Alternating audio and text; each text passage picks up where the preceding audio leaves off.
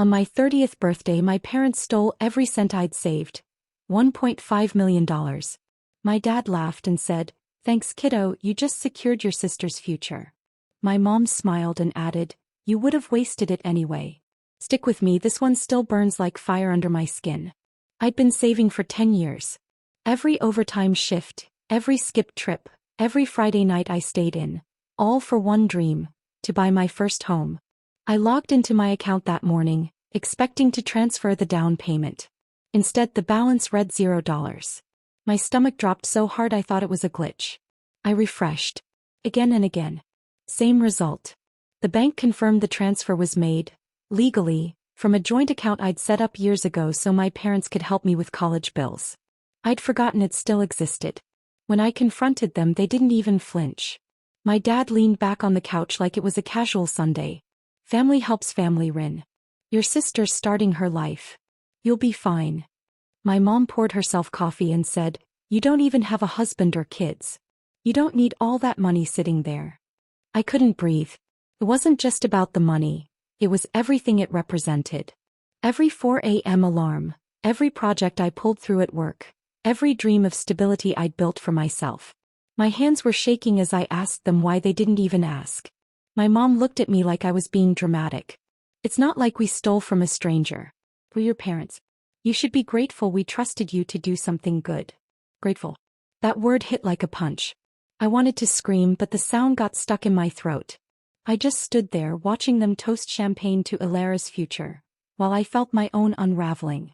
That was the day something inside me snapped. The moment I realized blood didn't always mean family. Every dollar I saved was a piece of me. 10 years of sacrifice shaped that number on my screen one long night after another. I worked overtime until my eyes burned, took contract shifts no one else wanted, and stayed in my cramped apartment because saving meant freedom. My coworkers bought new cars. I bought peace of mind. I skipped vacations, parties, and even birthdays because I believed someday it would all be worth it. Alara never understood that kind of hunger. She was the golden one, younger, charming, and always finding herself. Whenever she ran out of money, there was a family bailout waiting. I used to tell myself it wasn't my business, but every holiday dinner reminded me how uneven everything really was. My parents would brag about my responsibility, then pass Alara another serving of sympathy. "She's just not built like you, Rin," my dad would say, smiling like that made it fair. My mom would sigh, "Not everyone has your discipline. Be proud of your sister's heart." It always ended the same way, with Alara pouting about her bills while my parents promised to help her through just one more rough patch. And I'd sit there swallowing resentment with my mashed potatoes, pretending I didn't notice how easy she had it. They didn't see the nights I came home too tired to cook or how I counted grocery receipts to stay under budget. Then came that night, the one that split everything open. My parents invited me over for dinner. They were laughing, sipping wine, glowing with pride. "Alara's finally debt-free," my mom said, raising her glass. "All her college loans are paid off." I smiled weakly, waiting for the part where they'd tell me how. My dad chuckled. "Family comes through, right?" My chest went tight. Their smiles, their laughter, it all blurred together until I could barely hear the rest. They'd used my savings to free Alara. My years of struggle had become her celebration. Watching them toast that victory, I realized something broke quietly inside me. I wasn't their daughter in that moment. I was their insurance policy, their safety net, their silent investor. And for the first time in my life, I felt like nothing more than a number with their name on it. I went back to their house the next morning, still shaking from what I'd learned. The front door was open, laughter spilling out from the kitchen. They were making breakfast like nothing had happened. My mom looked up, surprised to see me, while my dad kept flipping pancakes as if my world hadn't collapsed the night before. I didn't bother sitting down. "You took everything," I said, my voice flat. "You drained my account and you didn't even think I'd notice?" My dad set the spatula down slowly and sighed, like he was dealing with a stubborn child. "Rin, calm down. It's not stealing when it's family. We've always shared what we have." Shared. I could barely get the word out. "I worked for that money. You didn't even ask." My mom reached for her coffee and said, "You're single, honey. No kids, no mortgage. Alara's starting her life. You can rebuild, you always do." She said it like it was some compliment. I looked at Alara sitting there in her new designer dress, scrolling her phone. You let them do this? You knew it was my savings. She rolled her eyes. Oh please Rin. You're being dramatic again. It's not like you were using it. Something inside me snapped. Not using it? I've been building that for 10 years. My voice echoed through the room and for the first time they all went quiet. My dad finally turned around, eyes cold. You need to stop thinking of money like it's just yours. Family means shared resources. That's how we survive. Then why does sharing only go one way? I asked. He didn't even flinch. Because you're the responsible one. You were born to give, not to keep. The room spun. Those words hit harder than any slap could. I stared at him, waiting for some sign he didn't mean it, but he just went back to his breakfast like the conversation was over. My mom muttered something about gratitude. Alara laughed under her breath. I grabbed my bag and walked out without another word. The door slammed behind me and the sound echoed in my chest. That was the moment I knew there was no going back. I didn't just lose my savings. I'd lost my family. The bank officer's voice was calm, rehearsed, the kind used when delivering bad news. The transfer was authorized under your joint account, he said, eyes flicking between me and the computer screen. Legally, there's nothing we can do. I sat there, numb, gripping the edge of the chair. Joint account. A decade ago, I'd added my parents for tuition deposits. I'd forgotten to remove them. That oversight cost me everything. When I walked out, the world felt quieter, heavier. The air outside the bank stung my face, but I didn't cry. I couldn't. I just drove home in silence, the steering wheel slick under my hands. My apartment, small but mine, suddenly felt foreign, like it didn't belong to me anymore. Bills sat in a neat stack on the counter. Rent was due in 2 weeks, and my landlord had already hinted at an increase. My savings were gone, my backup fund drained, my safety net shredded. I started selling things. First my jewelry, then my camera, then finally my car. Watching it drive away was like watching the last piece of my independence disappear. I took the bus to work, head down, trying to pretend everything was fine. My coworkers joked about vacations and weekend plans while I silently calculated how long I could stretch instant noodles and cereal. My 31st birthday came quietly. No candles, no calls, no celebration. Just me at my kitchen table eating cereal with powdered milk, scrolling through my phone out of habit. That's when I saw it. A new message from Alara. No words, just photos. Her smiling on the balcony of a new condo. My parents beside her, glasses raised. The caption read, "Fresh start. Couldn't have done it without family." For a moment I couldn't breathe. My heart thudded so hard I thought I'd be sick. That condo, the one gleaming behind her, was my dream turned into her trophy. I stared at the screen until it blurred, then turned off my phone and sat in the dark. No screaming, no tears this time. Just silence. Cold, steady silence. That night I made myself a promise. A quiet vow I'd never say out loud. I will never forgive them. Not for what they took. Not for what they made me feel. Not ever. I packed what was left of my life into 3 boxes and left the city before sunrise. No goodbye, no forwarding address. Just the hum of the highway and the sound of my own breathing. I rented a small studio in a quiet town where no one knew my name. It smelled like dust and rain, but it was mine. I started working remotely for a mid-tier firm, barely enough to scrape by, but it gave me space. Space to rebuild without their shadows hovering over me. My parents tried calling it first.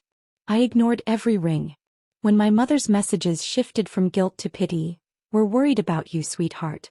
You'll bounce back soon," I smiled to myself. Let them think I was broken. Let them believe they'd crushed me. It was easier that way. Every night after work I studied. I downloaded free lectures on investment law, finance, and digital asset tracing. I wanted to understand the systems they used to strip me bare, and how to turn those same systems into my weapon. I stayed up until my eyes burned, filling notebooks with notes, diagrams, and loopholes. During the day I started consulting quietly online under an alias. It began small, helping startups manage budgets, analyze risks, design sustainable plans. It didn't take long before I realized I had a gift for strategy. Numbers made sense to me, they always had. Within a year I'd turned side gigs into steady income. By the second I was saving again, this time in accounts no one else could touch. I never posted online, never told anyone where I lived, never slipped up. To my family I was a ghost. the disappointing daughter who vanished after a tantrum. That story suited them fine. I wanted them to underestimate me. Sometimes when the silence got too heavy, I'd stand at the window and whisper the same words I'd been saying since that night. They'll pay in silence. It wasn't about vengeance anymore. It was about balance. About showing them that what they broke I could rebuild stronger. Each whisper hardened into resolve. I didn't need their apology. I needed their downfall. Slow, invisible, inevitable. And I was patient enough to wait. The envelope arrived like a needle, thin cream with cursive I couldn't bring myself to admire. I held it on the kitchen table until the paper softened from my grip, then opened it with the same careful detachment I used to open old bills. Inside, a glossy card, a date, a location I knew by reputation. Rows of grapes, wooden barns, sunlight falling just so.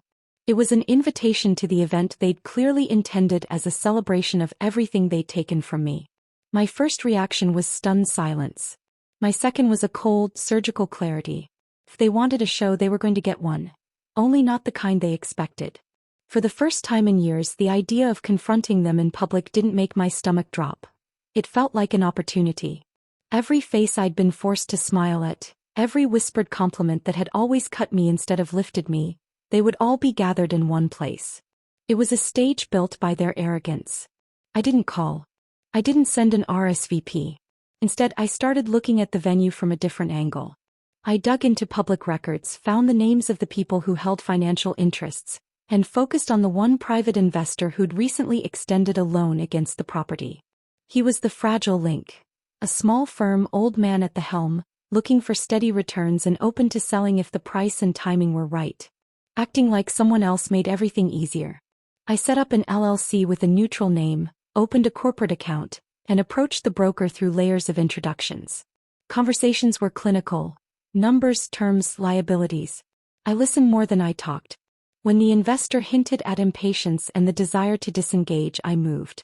An offer was put on the table that respected his margin but made sure the control shifted into my hands. Buying that position felt different than anything I'd done before. There was no triumph, just a quiet, efficient acquisition that left no witnesses and no pomp. Paperwork was signed, funds transferred from accounts masked behind corporate structures I'd built for protection. Overnight, a property that had once been a backdrop for their triumph became an asset I could influence.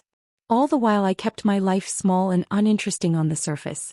Friends assumed I was still recovering. My family assumed they'd succeeded in breaking me. Only I knew the truth.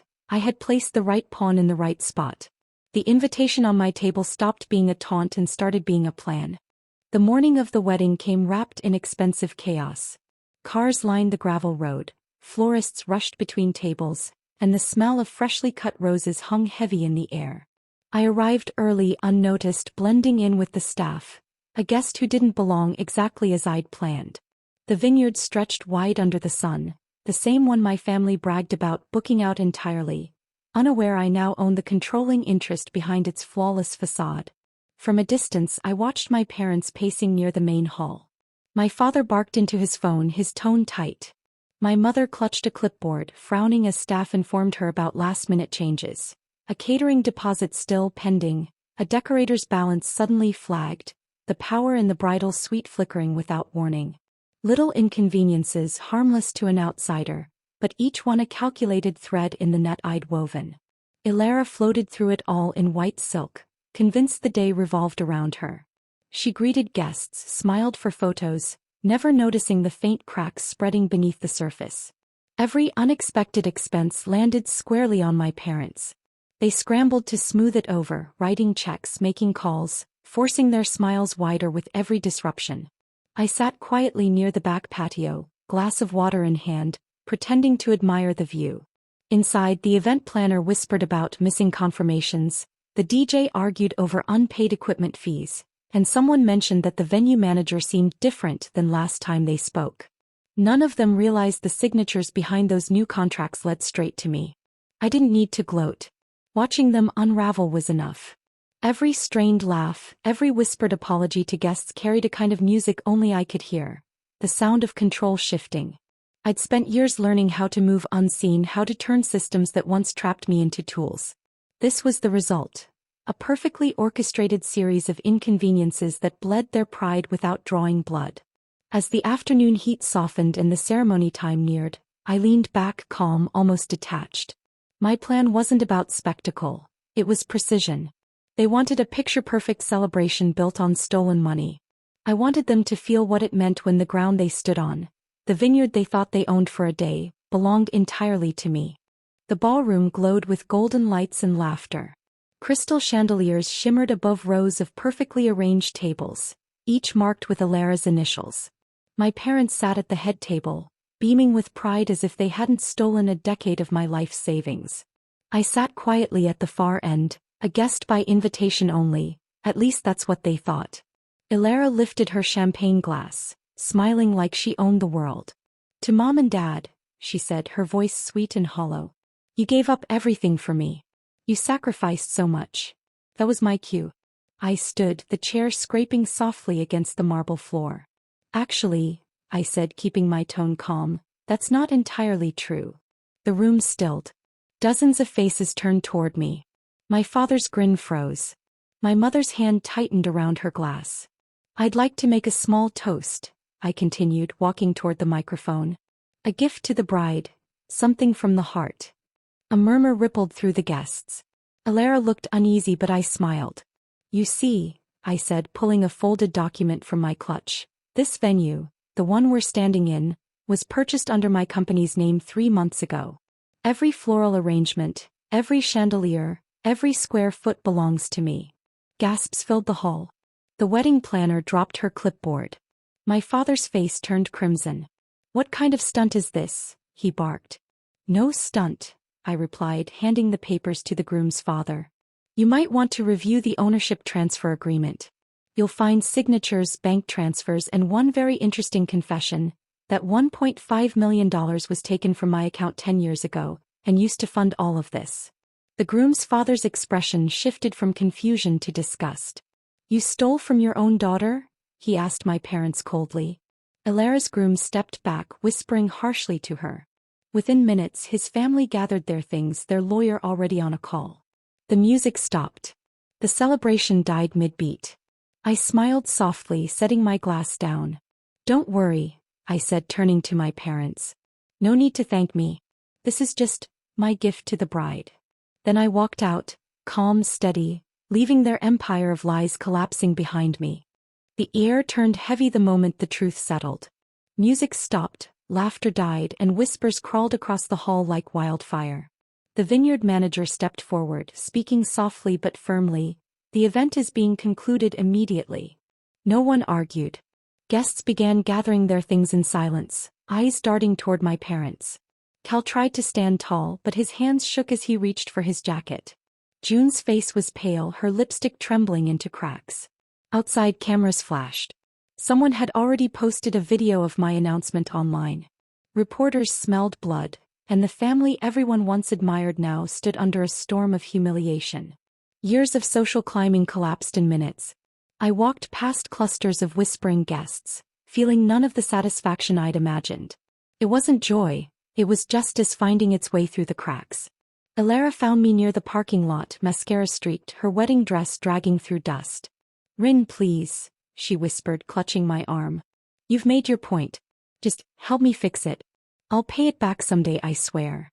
I looked at her, the sister who had smiled while taking what was mine, the one who called it family duty. My voice stayed even. "You already did," I said. "With your future." She froze, tears gathering, but I turned and walked away before she could speak again. The sound of her crying faded behind me. That night I sat by my window, city lights flickering outside. My phone buzzed nonstop. Messages, missed calls, headlines. Bride's wedding cancelled after shocking revelation. Family fortune exposed as fraud. By dawn I sent one final email, to the IRS tip line and the state auditor. I attached every piece of proof I'd gathered: bank records, signatures, transfers, statements. If my money had been hidden through false reporting, it was time for the truth to burn through the lies. The next morning, word spread fast. Their business accounts were frozen. Investigators arrived at their home before breakfast. Neighbors watched from driveways as the family that once boasted of perfection faced the quiet consequence of greed. I didn't smile. I simply closed my laptop and whispered to myself, the house of glass finally shattered. The sky was overcast the day I drove past the house I grew up in. The for sale sign leaned crooked, paint peeling from the gate, weeds swallowing the yard that once looked picture perfect. Curtains hung uneven in the windows. The place looked smaller, quieter, defeated. I parked for a moment at the curb, engine humming softly. No one came out. The mailbox overflowed with flyers and unopened envelopes. For the first time I didn't feel anger, only stillness, the kind that settles when a storm has finally passed. There was nothing left to say. No grand confrontation, no dramatic closure. Just silence, the kind that meant I didn't need their apology anymore. Alara's wedding never happened. The groom's family had vanished from her life after that night, leaving her to rebuild from the rubble. I never reached out. Some lessons can't be taught with kindness, only consequence. When I pulled back onto the road, I didn't look in the mirror. The past had already faded in the distance. My new home sat 2 states away, surrounded by open fields and quiet mornings. I'd built it from what I earned, not from inheritance, not from pity. My company had grown steadily, a small firm in data and project analytics, one I'd created from the knowledge I fought to gain in those years of isolation. At night, I'd sit by the window with a cup of coffee, laptop closed, the glow of city lights faint on the horizon. The walls were bare but peaceful, the air calm, no raised voices, no guilt. Just me and the quiet I'd earned. I thought of what my father once said, money means power. He wasn't wrong, he just never understood that power without integrity rots from the inside out. I learned to use it differently, not to control but to create. Not to prove worth but to protect peace. I never spoke to them again. I didn't block their numbers, but I never answered either. The silence between us became its own kind of closure. One night, as rain tapped softly on the glass, I finally turned off my phone and whispered, "They can keep their apologies. I have my freedom." Then for the first time in years I slept without a single nightmare. Do you think I did the right thing by walking away for good, or should I have tried to forgive them? I'd really like to hear your thoughts in the comments. If you enjoy stories like mine, subscribe and stay tuned.